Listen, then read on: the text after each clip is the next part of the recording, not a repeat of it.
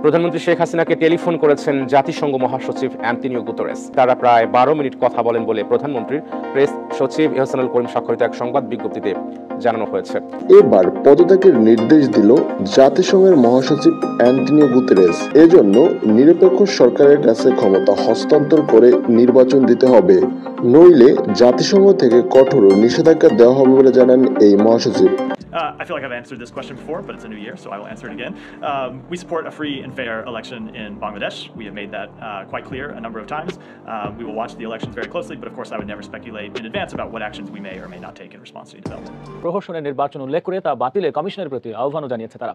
নিরপেক্ষ নির্দলীয় সরকারের অধীনে আবারও নির্বাচনেরও দাবি জানানো হয়। আমাদের হতাশ হওয়ার কিছু নাই, মাফিয়া হাসিনার পতন হয়ে গেছে প্রায়, এখন শুধু একটু ধাক্কা দেওয়ার বিষয়। Thank you very much for calling me. Shifting focus to Bangladesh, where political turmoil continues for the last 5 days, supporters of Bangladesh's opposition party, Bangladesh Nationalist Party or BNP, continue with their demand of Prime Minister Sheikh Hasina's resignation and a caretaker government. আমাদের নির্বাচনে হারাবার জন্য শুধু বিদেশিদের দোষ দিয়ে লাভ নেই।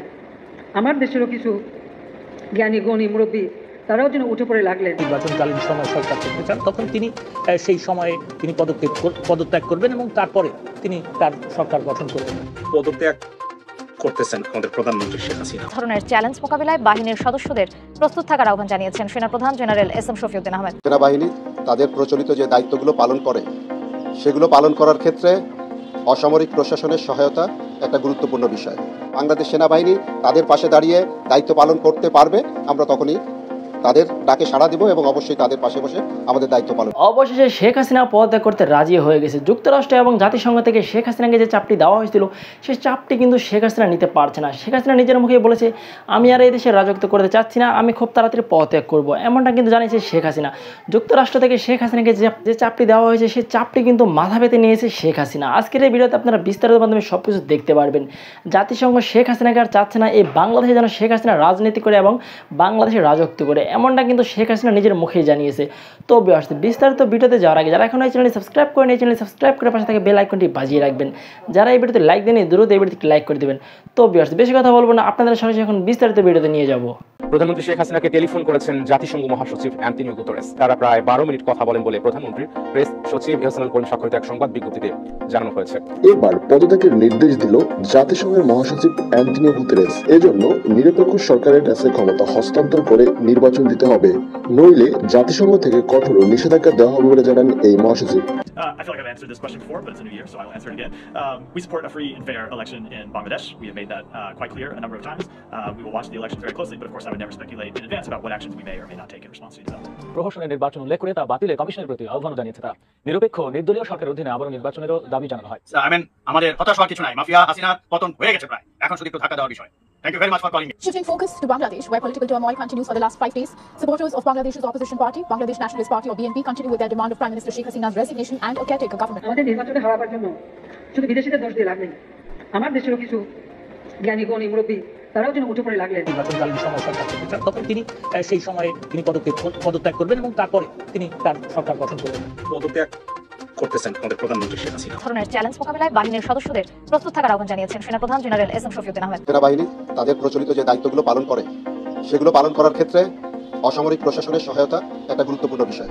বাংলাদেশ সেনাবাহিনী তাদের পাশে দাঁড়িয়ে দায়িত্ব পালন করতে পারবে, আমরা তখনই তাদের ডাকে সাড়া দিব এবং অবশ্যই তাদের পাশে বসে আমাদের দায়িত্ব পালন করব। প্রধানমন্ত্রী শেখ হাসিনাকে টেলিফোন করেছেন জাতিসংঘ মহাসচিব অ্যান্টনিও গুতেরেস। তারা প্রায় 12 মিনিট কথা বলেন বলে প্রধানমন্ত্রীর প্রেস সচিব ইহসানুল করিম স্বাক্ষরিত এক সংবাদ বিজ্ঞপ্তিতে জানানো হয়েছে। 2023 নির্বাচন গ্রহণযোগ্য না হলে বিদেশি বিনিয়োগ সহ নানা ক্ষেত্রে বাংলাদেশ সমস্যায় পড়তে পারে বলে সতর্ক করেছেন British high commissioner Robert Dickson. তিনি বলেন, স্বল্পোন্নত দেশ থেকে উত্তরণের পথে থাকায় এদেশের নির্বাচন নিয়ে বিদেশিদের আগ্রহ বেশি। জোর দেন অংশগ্রহণমূলক ও নির্দলীয় নির্বাচন কমিশন গঠনের উপর। জরুরি পদক্ষেপ নিতে জো বাইডেনকে পাঠানো 6 কংগ্রেসম্যানের চিঠির কথা স্বীকার করেছে হোয়াইট হাউস। চিঠি সম্পর্কে অবগত থাকার কথা জানিয়ে জাতীয় নিরাপত্তা কাউন্সিলের মুখপাত্র জন কির্বি বলেন, বাংলাদেশে সুষ্ঠু নির্বাচন নিশ্চিতের বিষয়ে অবিচল রয়েছে যুক্তরাষ্ট্র। এদিকে আলাদা ব্রিফিংয়ে বাংলাদেশে অবাধ এবং শান্তিপূর্ণ নির্বাচন অনুষ্ঠানের সুযোগ করে দিতেই ভিসা নীতি ঘোষণা করার কথা পুনর্ব্যক্ত করেছে মার্কিন পররাষ্ট্র দপ্তর। এবার পদত্যাগের নির্দেশ দিল জাতিসংঘের মহাসচিব অ্যান্টনিও গুতেরেস। তিনি বলেন, জাতীয় সংসদ নির্বাচন সুষ্ঠু ও সুশৃঙ্খল পরিবেশে নেওয়ার জন্য তত্ত্বাবধায়ক সরকারের বিকল্প নেই। এজন্য নিরপেক্ষ সরকারের কাছে ক্ষমতা হস্তান্তর করে নির্বাচন দিতে হবে, নইলে জাতিসংঘ থেকে কঠোর নিষেধাজ্ঞা দেওয়া হবে বলে জানান এই মহাসচিব।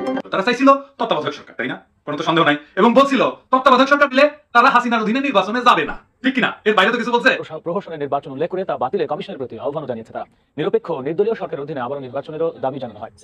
আমাদের হতাশ হওয়ার কিছু নাই, মাফিয়া হাসিনার পতন হয়ে গেছে প্রায়, এখন শুধু একটু ধাক্কা দেওয়ার বিষয়। Thank you very much for calling me. সবাইকে এই যুদ্ধে নামতে হবে, দলে দলে। যুদ্ধ কিন্তু শুরু হয়েছে 28 অক্টোবরে, মনে করতে হবে। গণঅভ্যুত্থান শুরু হয়েছে, মানুষ শহীদ হয়েছে প্রায়, এখন শুনছি 60-60-এরও বেশি শহীদ হয়েছে। এখন তার পিছনে তাকানোর সময় নেই। কিন্তু তারপরেও ভারতীয় রসরা এই তথাকথিত নির্বাচন, আপনারা তো জানেন 2008 থেকে আজ পর্যন্ত বাংলাদেশে কোনো নির্বাচন হয়নি। আমরা বারবার নির্বাচনের কথা বলি, এত শতাংশ হয়েছে, এত শতাংশ হয়েছে, এগুলো বিরোধী দলের লোক বলে। এই কথাই বলবেন না। সবসময় 2008 থেকে ভারতের সেই দিল্লির সাউথ ব্লক থেকে এই ভারতীয় রসরা রেজাল্ট তৈরি করে নিয়ে আসে, তারপরে এই ইলেকশন কমিশন এই মাফিয়া গোষ্ঠীর ইলেকশন কমিশনকে শুধু প্রকাশ করে। আর আমরা আপিলও করতে পারি না, প্রতিবাদ করতে পারি না, কারণ হাসিনা কোর্ট থেকে শুরু করে সবকিছু মালিক। অর্থাৎ নির্বাচন বলতে কিছু বলবেন না। এবারও তাই করলো, গণঅভ্যুত্থান শুরু হওয়ার পরেও এটা করলো এই ভারতীয় রসরা। তাই আমাদের মনে করতে হবে যে এবার কিন্তু বলতে পারেন সৈন্য ভাগলো, এমনকি আওয়ামী লীগের লোক এই নির্বাচন তথাকথিত নির্বাচনে যোগদান করেনি। তার মানে কি? হাসিনার পতন হয়ে গেছে, প্রায় 100% লোক তাকে বর্জন করেছে। 2008, 2014, 2018 তথাকথিত নির্বাচনে তখন গণঅভ্যুত্থানের ঘোষণা ছিল না, তখন আমিও কোনো দেশমুক্তি বিপ্লব ছিল না তখন। এই জন্য এবার 2018 পর থেকে দেশমুক্তি বিপ্লব, গণঅভ্যুত্থান এবং সকল দল বিরোধী শক্তি এই গণঅভ্যুত্থানে বিশ্বাস করে, গণঅভ্যুত্থানে আছে বলেই কোনো বিরোধী শক্তি ইলেকশনে যেতে সাহস পায়নি। সে যে দলই যেত তাকে পিটিয়ে সোজা করে দিত। এখন বলবেন জাতীয় পার্টি গেছে, জাতীয় পার্টি তো ভারতীয় রাষ্ট্রীয় দল এবং এই মাফিয়া হাসিনার সাথেই আছে। অতএব আমরা সফল হয়ে গেছি, গণঅভ্যুত্থান দাবি অসফল নয়। এখন শুধু তাকে ফেলতে হবে, সেটা আমাদের 95 সফল হয়ে গেছে। কেন এই ঘোষণা দিলাম প্রবাসী সরকার? আপনি পিছনে দেখতে পাচ্ছেন আমার এই লাইব্রেরি রুমে এটা বানিয়েছিলাম, দেশমুক্তি বিপ্লবের যে পতাকা আর ওই যে বাংলাদেশের পতাকা আছে, এটা ব্যবহারই করতে পারিনি, আমি চেঞ্জও করতে পারিনি, কিন্তু আমি অসুস্থ আছি বলে এটা এখনো চেঞ্জ করতে পারিনি। এখানে হবে হলো প্রবাসী বাংলাদেশ সরকার বা প্রবাসী বাংলাদেশ সরকার, যাই বলে, যেটা যুদ্ধের সময় হয়েছিল, আমরা সীমান্তের উপরে ছিলাম। তো কেন? Why? Because the existence of the country is at stake. বাংলাদেশের অস্তিত্ব এখন একদম বিলীন হওয়ার পথে, ব্যর্থ রাষ্ট্র হয়ে হাসিনা জানে তার পতন হয়ে গেছে। Prime Minister Sheikh Hasina public instruction for using dummy candidates in the upcoming election and the disregard for constructive suggestion from the international community for a free fair election. Will the US government legitimize such a dummy election? If not, what punitive measures is the Biden administration considering against the proposed regime? As reported by the BBC over the weekend, titled Bangladesh, the election that has turned into a one-woman show. I feel like I've answered this question before, but it's a new year, so I will answer it again. We support a free and fair election in Bangladesh. We have made that quite clear a number of times. We will watch the elections very closely, but of course I would never speculate in advance about what actions we may or may not take in response to the development. Could you share your response to the recent New Year's Day verdict against Nobel laureate and Presidential Medal of Honor recipient Professor Muhammad Yunus, reportedly influenced by the Bangladesh Labour Court under the control of ruling Prime Minister Sheikh Hasina? How does the State Department perceive the challenges to the rule of law and judicial independence in Bangladesh, particularly in the context of comparable case such as the 10-year sentence of the country's first woman Prime Minister and main opposition leader Khaleda Zia, and the plight of numerous opposition leaders, workers, media and rights activists facing similar situations, even in some cases more worse? Muhammad Yunus has made significant contributions to the alleviation of poverty around the world, as reflected in his Nobel Peace Prize and numerous other international honors. We have been following the case against him closely. We've seen, of course, the widespread international criticism of the verdict.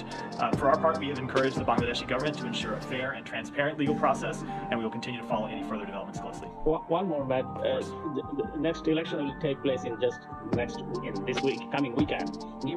Shifting focus to Bangladesh, where political turmoil continues for the last 5 days, supporters of Bangladesh's opposition party, Bangladesh Nationalist Party or BNP, continue with their demand of Prime Minister Sheikh Hasina's resignation and a caretaker government. আমাদের নির্বাচনে হারাবার জন্য শুধু বিদেশিদের দোষ দিয়ে লাভ নেই। আমার দেশেরও কিছু জ্ঞানী গণী মুরব্বী তারাও যেন উঠে পড়ে লাগলেন। নির্বাচনকালীন সময় সরকার করতে চান, তখন তিনি সেই সময়ে তিনি পদত্যাগ করবেন এবং তারপরে তিনি তার সরকার গঠন করবেন। পদত্যাগ করতেছেন আমাদের প্রধানমন্ত্রী শেখ হাসিনা। সেনাবাহিনী তাদের প্রচলিত যে দায়িত্বগুলো পালন করে সেগুলো পালন করার ক্ষেত্রে অসামরিক প্রশাসনের সহায়তা একটা গুরুত্বপূর্ণ বিষয়। বাংলাদেশ সেনাবাহিনী তাদের পাশে দাঁড়িয়ে দায়িত্ব পালন করতে পারবে, আমরা তখনই তাদের ডাকে সাড়া দেব এবং অবশ্যই তাদের পাশে বসে আমাদের দায়িত্ব পালন করব। অন্তর্ভুক্তিমূলক একটি অবাধ ও সুষ্ঠু গণতান্ত্রিক প্রক্রিয়ার পক্ষে থাকার আহ্বান জানিয়ে মার্কিন আন্ডার সেক্রেটারি অফ স্টেট আজরা জিয়া বলেছেন, তত্ত্বাবধায়ক সরকার বা নির্বাচন বর্জনের মতো সিদ্ধান্তগুলো এখানকার রাজনৈতিক দলগুলোর অভ্যন্তরীণ বিষয়। এখানে যুক্তরাষ্ট্রের কোনো ভূমিকা নেই। তবে অবাধ ও সুষ্ঠু নির্বাচনের বিষয়ে প্রধানমন্ত্রী শেখ হাসিনার প্রতিশ্রুতিকে তিনি ইতিবাচক মনে করছেন। নির্বাচনের অন্তত 3 দিন পূর্বে সেনাবাহিনী বিচারিক ক্ষমতা সহ নিয়োগ দিতে হবে, নির্বাচন তারিখের পরবর্তী 15 দিন সেনাবাহিনী বিচারিক ক্ষমতা সহ রাখতে হবে মাঠে। আমি বলেছি যে নির্বাচন তারিখ শিডিউল যেদিন ঘোষণা করা হবে সেই দিনে সংসদ ভেঙে দিতে হবে এবং মন্ত্রিপরিষদকে পদত্যাগ করে তত্ত্বাবধায়ক সরকার বা সহায়ক সরকারের কাছে ক্ষমতা হস্তান্তর করতে হবে। এবার তত্ত্বাবধায়ক সরকার নিয়ে মুখ খুললেন সেনাপ্রধান। আগামী জাতীয় সংসদ নির্বাচন সুষ্ঠু ও সুশৃঙ্খল পরিবেশে নেওয়ার জন্য তত্ত্বাবধায়ক সরকারের বিকল্প নেই। এজন্য বেসামরিক প্রশাসনের সঙ্গে একসাথে কাজ করার আহ্বান জানান সেনাপ্রধান। তিনি আরো বলেন, নির্বাচনের যে কোনো দায়িত্ব পালনে সেনাবাহিনী পিছপা হবে না। এজন্য সকল সেনাবাহিনীকে প্রস্তুত থাকার আহ্বান জানান সেনাপ্রধান। Political violence by any side has no place in democratic elections. I hope that all sides going forward will engage in a dialogue without preconditions to de-escalate tensions and find a path forward to free, fair, and peaceful elections. Chief Election Commissioner for his time today and for meeting with us.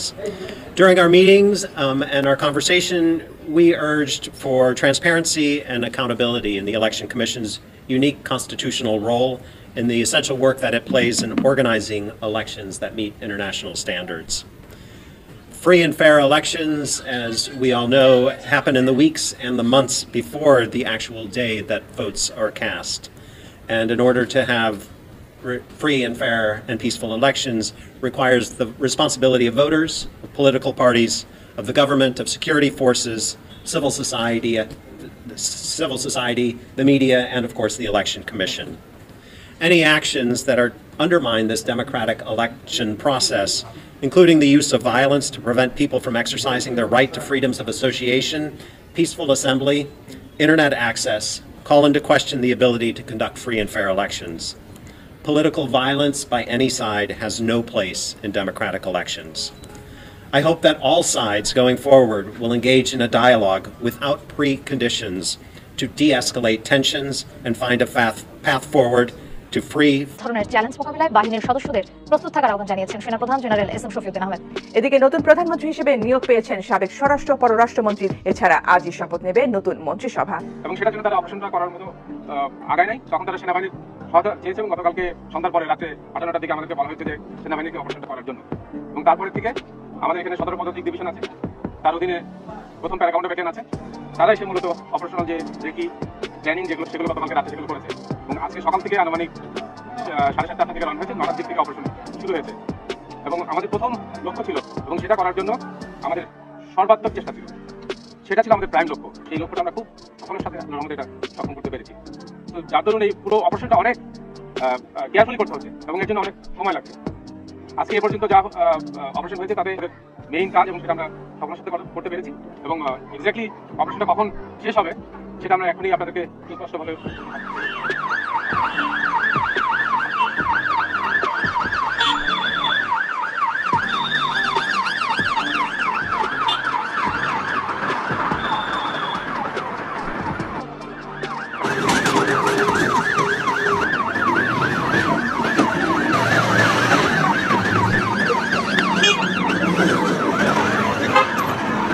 অবশেষে সেনাবাহিনীর নির্দেশেই পদত্যাগের ঘোষণা দিল প্রধানমন্ত্রী শেখ হাসিনা। এর ফলে সেনাবাহিনীর তত্ত্বাবধানেই জাতীয় সংসদ নির্বাচন অনুষ্ঠিত হবে। আগামী 24 ঘন্টার মধ্যেই মন্ত্রী পরিষদের সকল মন্ত্রীকে পদত্যাগ করে তত্ত্বাবধায়ক সরকারের মাধ্যমে নির্বাচন অনুষ্ঠানের ঘোষণা দিবেন সেনাপ্রধান। আরো জোরে ফাটায় দেন। সে কইছিল যে দিল্লি আছে তো আমরা আছি, দিল্লিকে আমেরিকার দরকার, দিল্লি আছে আমরা আছি। আবার বলছে যে ভারত পাশে থাকায় নির্বাচন ভণ্ডুলের কোনো ষড়যন্ত্র সফল হয় নাই। এদেশের কিছু কিছু অপোজিশন তারা কোনো বিদেশি রাষ্ট্রের সাথে মিলিত হয়ে আমাদের এখানে ডিস্টেবিলাইজ করতে চেয়েছিল, ইলেকশনটাকে ভণ্ডুল করতে চেয়েছিল। তখন ইন্ডিয়া আমাদের পাশে দাঁড়িয়েছে, সে কথা তো আমাদের স্বীকার করতেই হবে। নির্বাচনকেও ভণ্ডুল করতে চায় না, একটা অবাধ আর নিরপেক্ষ নির্বাচন চাইছিল বাংলাদেশের মানুষ, সেটা হইতে দেয় না ইন্ডিয়া। এই ইন্ডিয়া বাংলাদেশের জনগণের দুশ্মন। এই ইন্ডিয়া পাখির মতো গুলি করে সীমান্তে মানুষ মারে, 1-2 জন না, হাজারে হাজার মাইরে আবার কাটা তারে ঝুলায় রাখে। কয়দিন আগে একজন বিডিআর সদস্যরাও মারছে। আর বাংলাদেশ একটা মুখ ফুইটা রা বলে নাই। আমাদের দেশটাকে চারিদিকে কাটা তার দিয়ে ঘিরে রাখছে। গাজা উপত্যকাকে ইসরায়েল যেভাবে ঘিরে রাখে ঠিক সেইভাবে। বাংলাদেশ তো কোনো রাষ্ট্র না, পৃথিবীর সবচেয়ে বড় কারাগার, উন্মুক্ত কারাগার। আমাদের সবগুলা নদীর উজানে আন্তর্জাতিক আইন লঙ্ঘন কইরা বাদ দিয়া সব নদী শুকায় ফেলছে। আমরা পানি পাই না, চাষাবাদের পানি পাই না, আমাদের পানি স্তর নামে যাইতেছে, পানি স্তর নামে আমাদের মাটির নিচ থেকে পানি তুলতে যায়, সেই পানিতে আর্সেনিকের বিষ মেশে। সে শান্তি বাহিনী আর কাদের সিদ্দিকীর বাহিনীরা আশ্রয় দিছে, রসদ দিছে, অস্ত্র দিছে, আর তারা বাংলাদেশের বিরুদ্ধে যুদ্ধ করেছে। শুধু তাই না, তারা বাংলাদেশের দক্ষিণাঞ্চল বিচ্ছিন্ন করে বাংলাদেশি হিন্দুদের জন্য স্বাধীন বঙ্গভূমি প্রতিষ্ঠার আন্দোলনে মদত দিছে। এই আন্দোলনের নেতা ছিল আওয়ামী লীগের এমপি, একসময় নাম হচ্ছে চিত্তরঞ্জন সুতার। তার উপরে দেখেন একটা বিকট বর্ণবাদী রাষ্ট্র কায়েম করছে, হিন্দুত্ববাদী রাষ্ট্র। ওই রাষ্ট্রে মুসলমানদের কোনো ঠাঁই নাই। গরুর মাংস বহন করার অপরাধে পিটায় মাইরা ফেলে মুসলমানদের। সবচেয়ে বেশি দোস্তি কার সাথে? ইন্ডিয়ার। কার সাথে জানেন? ইসরায়েলের সাথে। আর যত ইসলামোফোব রাষ্ট্রনেতা আছে তাদের সাথে দোস্তি। কিছুদিন আগে কি করলো দেখলেন তো? বাবরি মসজিদ ভাঙ্গা ওইখানে রাম মন্দির বানাইছে। তারপরে মুসলমানদের মসজিদে হিন্দুদের পূজা করার অনুমতি দিছে কয়েকদিন আগে। এই দেশের কোনো পণ্য আমাদের কেনা উচিত কিনা বলেন? যে আপনাকে প্রতিদিন মারতেছে তার দোকান থেকে কেউ জিনিস কিনবে না। আমাদের ভারতের পণ্য শুধু বর্জন না, বাংলাদেশে কর্মরত সকল অবৈধ ভারতীয়দের বহিষ্কারের দাবি করছি। এটা অত্যন্ত ন্যায্য এবং বৈধ দাবি। আমাদের এই আন্দোলনে ইন্ডিয়ার সোশ্যাল মিডিয়ার তুচ্ছে আগুন ধরে গেছে। তারা নানা রকম কন্টেন্ট বানাইতেছে। তার মধ্যে প্রথম কলকাতা বলে একটা চ্যানেল আছে, সে কোমর বাইন্দে নামছে। আমি রেকর্ড করে শেষ করতে পারি না, আর ওই একটার পর একটা ছাড়তেছে, ভিউ হইতেছে বাংলাদেশ থেকে, মজা পেয়ে গেছে। তাই হাঙ্কারের কাজটা সোজা করে দিছে প্রথম কলকাতা। এখন আমার ক্ষুদ্র ভ্রাতা আর ভগ্নীরা কবে কেমন করে সোজা করে দিছে। ওরা যেভাবে তুচ্ছ তাচ্ছিল্য করতেছে বাংলাদেশকে, যেভাবে হুমকি দিচ্ছে, তাতে আমাদের সুবিধা না। আবার হাসিনা করছে, এদের কেন কিছু করছে না? হাসিনা কেন বাংলাদেশের বুদ্ধিজীবীরা যারা ভারতের বন্ধু বলে পরিচিত তারা এখন কিছু করছে না? এখনই এদেরকে সমূলে উৎপাটিত না করলে নাকি হাসিনা আর ইন্ডিয়ার ঝামেলা হবি। আর আমরা নাকি হাসিনা ঝামেলা ফেলার চেষ্টা করছি। বাংলা সিনেমার নায়িকারে যখন ভিলেন ধরে না, ধরে নিয়ে যায়, তখন নায়িকা চিল্লায় না, শয়তান তুই দেহ পাবি কিন্তু মন পাবি না। আর ভিলেন মনে মনে কয় ওইটাই তো চাই। তো আমরা তো ওদের কাছে ভিলেনই, তাই না? তাই কই হাসিনা ঝামেলা করুক, এটাই আমরা চাই। হাসিনারে জয় বাংলা করে দেওয়া আমাদের ঘোষিত লক্ষ্য। ওই যদি ওর বাপের মতো জয় বাংলা হইল নি, তাহলে তো বাংলাদেশের 7 দিন 7 রাত ধরে উৎসব হইল নি, প্যান্ডেল ম্যান্ডেল খাটায়। আর গান হবি, হ্যাঁ কোন গান? হ্যাঁ আগে ভাবিছিলাম ওই যে গান হবি, পূর্ব দিগন্তে সূর্য উঠেছে রক্ত লাল রক্ত লাল রক্ত লাল। এটা আমরা 90-এর এরশাদ পতনের পর গেছিলাম, কমিউনিস্ট গান আর কি। আবার সত্যজিৎ রায়ের একটা গান আছে না, আহা কি আনন্দ আকাশে বাতাসে। এখন ঠিক করছি কোনদিন কমিউনিস্ট কালচারের খেতাপুরি। হাসিনা জয় বাংলা হইলে বাংলাদেশের আদি অকৃত্রিম নিজস্ব পার্টি সং বাজামু। এখন আমার ক্ষুদ্র ভ্রাতার ভগ্নীরা কবে হাঙ্কের কোনো পার্টি সং আছে? হ্যাঁ ইনকা অরিজিনাল, হ্যাঁ আছে আছে। আমার মতে বাংলাদেশের সেরা পার্টি সং হচ্ছে এটা। কোনটা? হাঙ্কের সময় একটা সিনেমা হয়েছিল, নাম হয়েছিল আবে হায়াত। আবুল হায়াত না, মানে বিপাশা হায়াতের বাবা তৌকিরের শ্বশুর না, আবে হায়াত। আবে হায়াতে অভিনয় করেছিল ওয়াসিম আর অঞ্জু ঘোষ। গানটা ছিল চাক ভুম চাক ভুম। এডিটর সাহেব পিছে গানটা চালিয়ে দেন, মানে ওই আনের সাথে খালি খালি নাচ হবে, নাচ সারা বাংলাদেশ জুড়ে নাচ হবে। হাঙ্গের ইনু আপাক নিয়ে আসেন, আমরা ইনু আপাক জাহাঙ্গীর গেটের ট্যাঙ্কের উপরে তুলে নাচাবো। আর কমু কি কমু, জাকি হবে ইনু আপা, জাকি হবে না। এইবার সিরিয়াস আলাপে আসি। রাষ্ট্রীয়ভাবে ভারত প্রতিক্রিয়া জানিয়েছে আঙ্কের এই ইন্ডিয়া আউট কর্মসূচিতে। আর প্রতিক্রিয়া জানিয়েছে যে সে না, ভারতের স্মার্ট পররাষ্ট্রমন্ত্রী জয়শঙ্কর। তার মানে জায়গা মতো ভালোভাবে লাগিছে। মুম্বাই যে ইন্ডিয়ান ইনস্টিটিউট অফ ম্যানেজমেন্ট আছে, এখানে একটা অনুষ্ঠান হয়েছিল 29শে জানুয়ারি।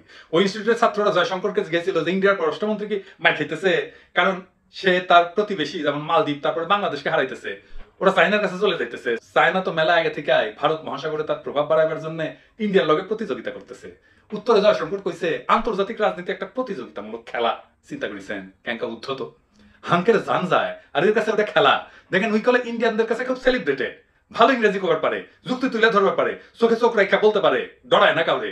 এগুলো অবশ্যই একটা মানুষের গুণ, কিন্তু যেটা ওর নাই সেটা এই কথার মধ্যে প্রকাশিত হয়েছে। সেটা হইতেছে সে একজন অতিশয় নির্মম এবং হৃদয়হীন মানুষ। প্রিয় দেশবাসী, শুরু থেকে শেষ পর্যন্ত যারা এই ভিডিওটি দেখেছেন সকলকে জানাই অসংখ্য অসংখ্য ধন্যবাদ। যারা এরকম নিউজ ভিডিও পেতে পছন্দ করেন তারা অবশ্যই এই চ্যানেলটি সাবস্ক্রাইব করে পাশে থাকা বেল আইকনটি বাজিয়ে দিবেন। যারা এখন এই ভিডিওটি শেয়ার করেননি, এই ভিডিওটি দ্রুত শেয়ার করে সকলকে দেখার সুযোগ করে দিন। আজকের মতন এই পর্যন্ত, দেখা হচ্ছে পরবর্তী কোনো ভিডিও নিয়ে ইনশাল্লাহ।